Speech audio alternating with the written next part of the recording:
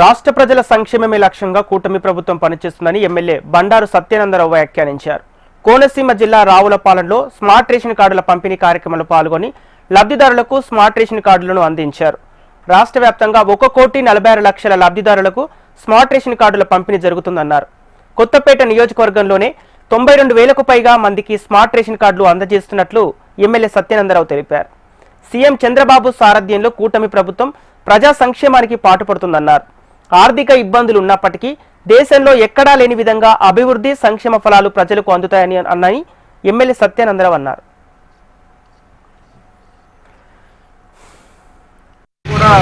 రావులపాలెం మండలంలోనే 2,692 రేషన్ కార్డులు అందివ్వడం జరిగిందని తెలియజేసుకుంటూ ప్రజలకి సేవ చేయడం కోసం, ప్రజలకు సులభతరంగా సేవలు ప్రభుత్వ పరంగా అందివ్వడం కోసం చంద్రబాబు నాయుడు గారు, పవన్ కళ్యాణ్ గారు, మోడీ గారి యొక్క నేతృత్వంలో కూటమి ప్రభుత్వం ప్రజా సంక్షేమ ధ్యేయంగా పనిచేస్తుందని ఈ సందర్భంగా తెలియజేసుకుంటున్నాం.